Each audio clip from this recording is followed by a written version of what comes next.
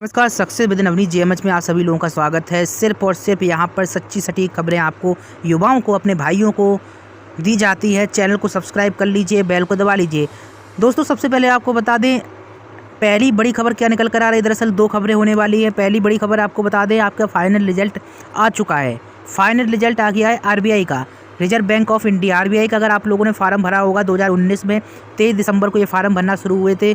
और आपको बता दें प्री एग्ज़ाम 14-15 फरवरी 2020 को हुआ। मेंस एग्ज़ाम जो है 22 नवंबर 2020 को हुआ और इसका रिजल्ट 12 दिसंबर को आ गया। अब जो है आपको बता दें फाइनल रिजल्ट यही हो गया है मेंस एग्ज़ाम का। RBI reserve bank of India का मेंस जो एग्ज़ाम हुआ था, इसका फाइनल रिजल्ट 12 फरवरी को डिक्लेयर हो गया है। जिन भाई बहनों ने अभी तक जो है रिजल्ट नहीं देखा है, आरबीआई का फॉर्म फिल किया होगा, उनको पता होगा 2019 में जब फॉर्म फिल किया था। अब इसका फाइनल रिजल्ट आ चुका है। जिन जिन भाइयों का सिलेक्शन हो गया उनको बहुत बहुत शुभकामनाएं। अगर आपका आरबीआई में सिलेक्शन हो गया है तो कमेंट में ज़रूर बताइएगा। आरबीआई यानी कि रिजर्व बैंक ऑफ इंडिया एक बहुत बड़े लेवल की बैंक है और बैंकों का बैंक भी आरबीआई को कहा जाता है और बहुत ही सम्मानित नौकरी है। नौकरी तो वैसे कोई भी हो, सभी सम्मानित होती है। आपको बता दें 926 जो है वैकेंसियाँ इसमें आई थी और 20 साल से 28 साल एज रखी गई थी। हम आपको ये सब फिर से क्यों बता रहे हैं, चूँकि ये वैकेंसी भर चुकी है, इसके बावजूद भी हम आपको क्यों बता रहे हैं। बहुत सारे लोगों के मन में ये लग रहा होगा। हम इसलिए आपको बता रहे हैं कि अगर अगली बार वैकेंसी निकले या फिर जो भी युवा हमारे इच्छुक हैं रिजर्व बैंक ऑफ इंडिया के लिए फार्म भरना चाहते हैं, उन युवाओं को हम बताना चाहते हैं कि एप्लीकेशन फ़ीस की 450 रुपये लगी थी और SC ST के लिए 50 रुपये फ़ीस लगी थी, ताकि उनको अगर भविष्य में फार्म भरना पड़े तो उनको पहले से ही जानकारी रहे कि भाई इतने रुपए लगते हैं, इतनी फ़ीस लगती है और इस एज से मांगते हैं, ताकि उनको किसी प्रकार की दिक्कत ना हो सके। आपको बता दें दोस्तों, जब 2019 में ये वैकेंसी निकली थी तो अच्छे खासे पद 926 पद थे और अब आपको बता दें आरबीआई समय समय पर निकालता रहता है वैकेंसी। अब ये वैकेंसी 2019 वाली जो है 2021 में जाकर फिल हुई है। बहुत ही जल्दी हो सकता है कि आरबीआई दूसरी वैकेंसी निकाले, चूँकि आईबीपीएस के जरिए बहुत सारी भर्तियां जो विभिन्न बैंकों में क्लर्क की होती हैं वो भर्तियां चल रही हैं लगातार। अगर रिजर्व बैंक में जो है सीटें खाली होती हैं तो बहुत ही जल्दी आपको जो है रिजर्व बैंक में जो है वैकेंसियाँ देखने को मिल सकती है। अगर जो है वैकेंसियाँ आती हैं तो हम आपको अपडेट दे देंगे। आपको बता दें एज लिमिट इतनी ही रहेगी और सबसे बड़ी बात यहाँ पर ये है कुछ इसमें आपको जो है कुछ खास नहीं मांगते। सिर्फ आपको बैचलर डिग्री होना चाहिए एनी स्ट्रीम और 50% मार्क के साथ होना चाहिए। ये यहाँ पर क्राइटेरिया जो होता है एलिजिबिलिटी डिटेल्स का। कैंडिडेट है bachelor degree in any stream with 50% marks, तो यानी 50% नंबर होना चाहिए बैचलर डिग्री में, यानी कि ग्रेजुएशन में आपके। तो बस आप आरबीआई के लिए फॉर्म फिल कर सकते हैं। एज आपको बता दें 20 से 28 के बीच रखी जाती है। तो अगर जैसे ही आरबीआई की नई अपडेट आती है तो हम आपको देंगे। और जिन लोगों ने अभी तक फाइनल रिजल्ट आरबीआई का नहीं डाउनलोड किया 2019 का नहीं देखा है तो वो लोग देख लीजिए, क्योंकि यह आ चुका है। अपना रोल नंबर डालिएगा। देखिए मैं क्लिक करके आपको दिखा देता हूँ। डाउनलोड फाइनल रिजल्ट यहाँ पर लिखा हुआ है, यहाँ पर क्लिक करता हूँ तो देखते हैं क्या क्या हमसे पूछ रहा है।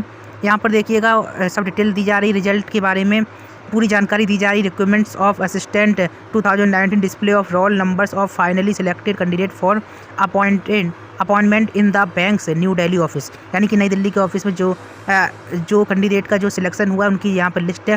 पूरी जानकारी यहाँ पर शो हो रही है। आपको बता दें नई दिल्ली ऑफिस में, अहमदाबाद ऑफिस में, चेन्नई ऑफिस में, जम्मू कश्मीर, बेंगलोर और इसी के साथ ही कानपुर, लखनऊ, पटना, हैदराबाद, जयपुर, यानी कि ऑल ओवर इंडिया में यह वैकेंसी निकली हुई थी और इसके माध्यम से जो है सिलेक्शन हुआ। आपको बता दें आरबीआई जो बैंक होती है बैंकों का बैंक कहा जाता है और आरबीआई का बैंक जो है आपको सभी जगह नहीं मिलेगा। छोटे मोटे शहरों में तो आरबीआई होता ही नहीं है, बड़े बड़े शहरों में, बड़ी बड़ी सिटियों में जो है आरबीआई का बैंक होता है। इसी कारण से इसे बैंकों का बैंक भी कहा जाता है और सबसे बड़ा बैंक होता है आरबीआई।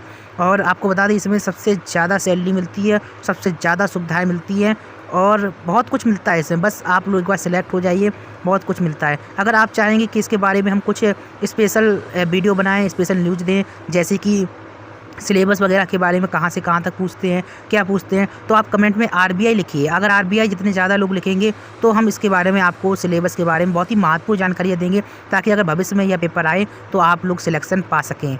तो चलिए दूसरी बड़ी अपडेट आपको दे देते फटाफट। बस आप लोगों से गुजारिश रहेगी, युवा हैं, नौकरी पाना चाहते हैं, सरकारी नौकरी पाना चाहते हैं, मोटिवेशन की कमी है या फिर जो है नौकरी नहीं मिल रही है, तो चैनल को सब्सक्राइब कर लिए। आपके भाई का चैनल है सक्सेस विद नवनीत जेएमएच में। जिस तरीके से नाम हमने रखा है सक्सेस, इसका मतलब ये हुआ आपको सक्सेस दिलाने के लिए हम पूरा प्रयास करेंगे। तो हमारे साथ बने रहिएगा, बस सब्सक्राइब कर लीजिए पहली बार आए हैं और बेल को दबा लीजिए। चलिए दूसरी बड़ी खबर पर गौर करते हैं। 20 सितंबर 2019 को फार्म भरे गए थे। फाइनल रिजल्ट आ चुका है 12 फरवरी 2021 को। और पोस्ट क्या थी, विभाग क्या था, बिहार विधान परिषद।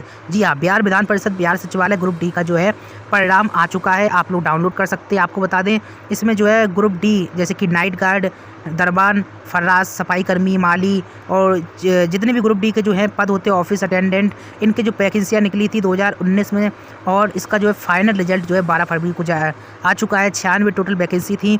आपको बता दें डाउनलोड फाइनल रिजल्ट यहाँ पर लिखा हुआ है। तो इस तरीके से आप क्लिक करके फाइनल रिजल्ट को डाउनलोड कर सकते हैं। जैसे ही क्लिक करेंगे तो आपका जो है रिजल्ट डाउनलोड होने लगेगा। ग्रुप डी का ये रिजल्ट है। बिहार विधान Parishad, Bihar Sachivalaya, group D bearers post requirement 2019, advertising संख्या 60-8 अपॉन 2019 यानी कि 2019 का है। तो याद रखिएगा, आपको बता दूं 200 रुपये इसमें फ़ीस लगी थी। SC ST के लिए 50 और फिजिकल के लिए 50 लगी थी।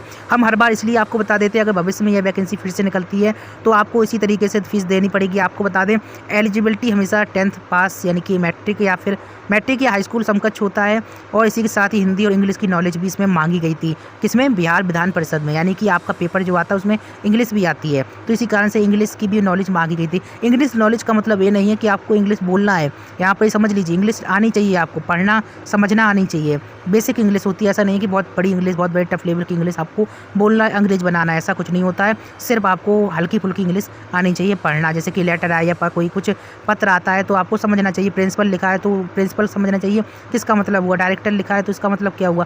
थोड़ा जो बेसिक होते हैं उनको आपको जानना समझना अनिवार्य है। तो एलिजिबिलिटी हमेशा 10 पास मांगते हैं। ग्रुप डी की पोस्ट अगर अब निकलती है तो हम आपको ज़रूर बताएंगे। अगर आप विधान परिषद ग्रुप डी की पोस्ट में इंटरेस्टेड है तो कमेंट में जो है विधान परिषद लिखिएगा, तो हम आपको जो है, या फिर ग्रुप डी लिखिएगा। ग्रुप डी लिखिएगा, जितने ज़्यादा लोग ग्रुप डी लिखेंगे हम उतनी ही ज़्यादा अपडेट जो है ग्रुप डी की वैकेंसियों के बारे में देंगे। उम्मीद करते हैं आपको हमारी दोनों ही खबरें अच्छी लगी होंगी। अच्छी लगी तो बस लाइक ज़रूर कर दीजिए। So good bye.